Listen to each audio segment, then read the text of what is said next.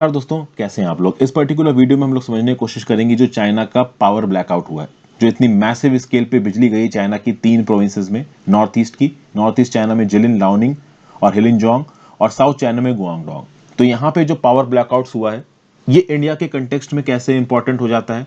Overall यहाँ पे हम कुछ स्टैटिस्टिक्स को समझेंगे। इंडिया के जो पावर सेक्टर के जो स्टैटिस्टिक्स हैं उसको चाइना से थोड़ा बहुत कंपेयर करेंगे, और ओवरऑल देखेंगे कि जो चाइना में प्रॉब्लम आई है ये क्यों आई है और क्या इस प्रकार की प्रॉब्लम आगे इंडिया में आ सकती है। तो अब क्या था कि अब तक तो कोरोना का लॉकडाउन लगा हुआ था। लॉकडाउन खत्म हुआ, दुनिया भर में डिमांड बढ़ी। दुनिया भर में डिमांड बढ़ी, सामान कहां से जाता है। आपको पता है कि चाइना सुपर पावर है, मैन्युफैक्चरिंग सुपर पावर है दुनिया की। तो दुनिया भर का मैन्युफैक्चरिंग सेक्टर का सामान चाइना से बनता है।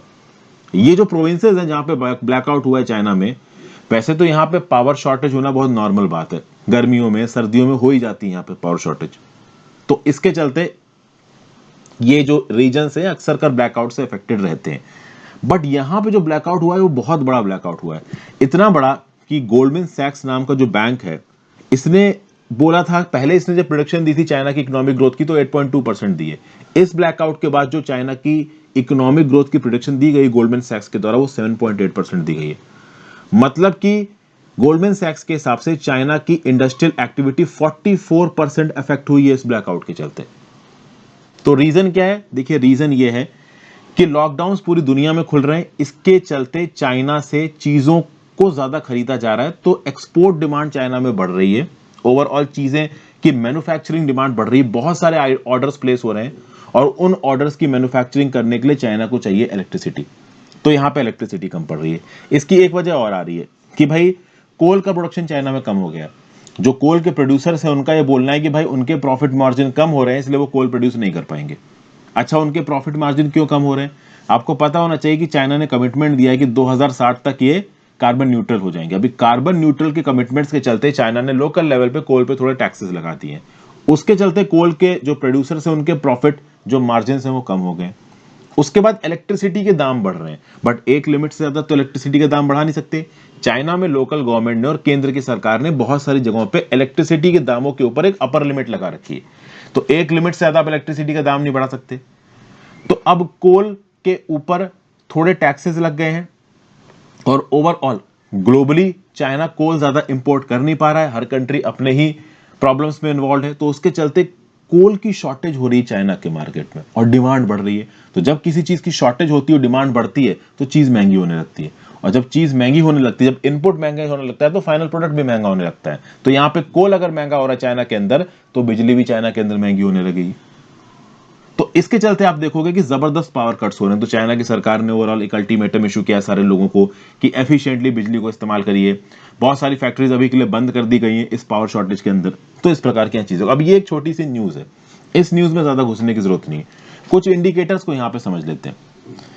सबसे पहले अगर हम लोग चाइना की इंस्टॉल्ड कैपेसिटी की बात करें, तो मैं आपको बता दूं कि चाइना में ओवरऑल अगर आप रेन्यूएबल एनर्जी की बात करो तो by the end of 2020 China में 900 गीगावाट्स की रेन्यूएबल एनर्जी का इंस्टॉलेशन है। समझिए, 900 गीगावाट्स।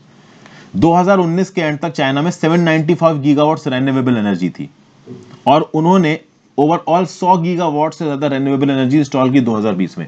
तो रेन्यूएबल एनर्जी में क्या क्या आता है? Solar power, wind power, hydro power, ये सब रेन्यूएबल एनर्जी है। 900 गीगावाट्स की रेन्यूएबल एनर्जी है चाइना में। और ओवरऑल अगर आप फॉसिल फ्यूल बेस्ड इलेक्ट्रिसिटी की बात करो तो कोल पावर कैपेसिटी चाइना की है 1040 गीगावाट। समझिए, coal power capacity 1040 gigawatt, China की renewable energy 900 gigawatt.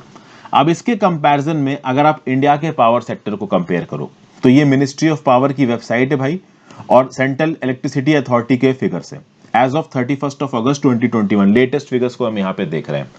Total power installed capacity India की है 388 गीगावाट। ये यहां पे आपको मेगावाट में लिखा दिख रहा है 3,88,134। तो कितना हो गया? 388 gigawatt is the installed capacity of India, जिसमें फॉसिल और नॉन फॉसिल दोनों जुड़े हुए हैं। फॉसिल फ्यूल मतलब वो जो कि आप जला के थोड़ा बहुत प्रदूषण करते हो, तो कोल, लिग्नाइट, गैस, डीजल, ये सब फॉसिल में आ गए।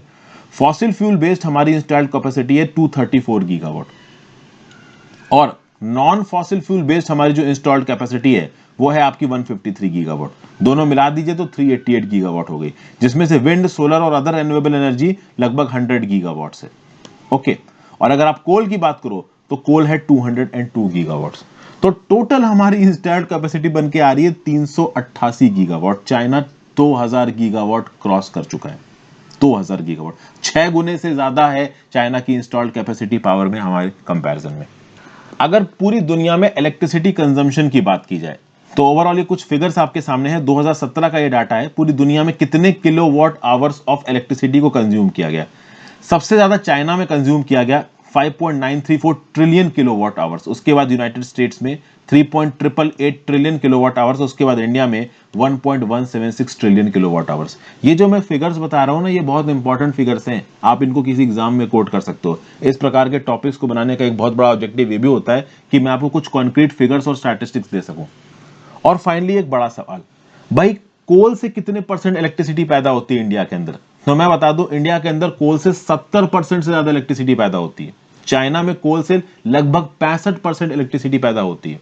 सेंट्रल इलेक्ट्रिसिटी अथॉरिटी का टारगेट है कि 2029-30 तक कम से कम 44% इलेक्ट्रिसिटी जनरेशन हम लोग नॉन रेन्यूएबल से कर लें, सॉरी रेन्यूएबल से कर लें। तो for the timing 70 to 75% of the electricity generation in India is through coal. China में ये नंबर निकल के आता है 65%।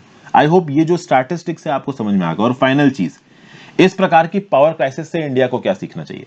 देखिए, चाइना ग्लोबल सप्लाई लाइंस को होस्ट करता है, दुनिया भर की मैन्युफैक्चरिंग चाइना करता है, तो ओवरऑल इनकी power consumption capacity, installed capacity इतनी बड़ी है, बस एक फ्यूल की सप्लाई में प्रॉब्लम आ गई तो इतनी बड़ी क्राइसिस आ गई। आज की डेट में इंडिया ग्लोबल सुपर हाउस बना भी नहीं मैन्युफैक्चरिंग में, लेकिन जब कल की डेट में बनेगा, हमारी इंस्टॉल्ड कैपेसिटी जबरदस्त होनी चाहिए, हमारे फ्यूल्स की डिलीवरी लाइन और सप्लाई लाइन्स बहुत एफिशिएंट होनी चाहिए, और ओवरऑल हमारी खुद की डोमेस्टिक माइंस भी होनी चाहिए, क्योंकि यहां पे चाइना इंपोर्ट नहीं कर पा रहा है कोयले को बहुत प्रॉपर तरीके से। दुनिया भर में लोगों को डिप्यूट किया गया है, चाइना ऑफिशियल्स इंडोनेशिया दौड़ रहे हैं, मंगोलिया दौड़ रहे हैं ताकि कोल इंपोर्ट कर लें। रशिया से भी कोल इनको उतना क्वांटिटी में नहीं मिल पा रहा है, उनकी खुद की डोमेस्टिक जो प्रोडक्शन है कोल की वो रुकी हुई है। तो इंडिया में कल की डेट में भी अगर रेन्यूएबल एनर्जी हम ज्यादा इंस्टॉल कर भी लेते हैं तो भी कोल सप्लाई लाइंस पे हम लोग डिपेंडेंट होंगे। तो इस प्रकार की सिचुएशन के रिस्पेक्ट में हमें अपने रेन्यूएबल और नॉन रेन्यूएबल दोनों ऑप्शंस को ओपन रखना होगा। Got it? तो ये था एक छोटा सा एनालिसिस। आई होप आपको पसंद आया होगा। वीडियो को ज्यादा से ज्यादा लोगों के साथ शेयर करिएगा, इंस्टाग्राम पे फॉलो कर लीजिए, टेलीग्राम ग्रुप ज्वाइन कर लीजिए, हर चीज का लिंक नीचे डिस्क्रिप्शन बॉक्स में दे रखा है। Have a great day friends, goodbye, take care.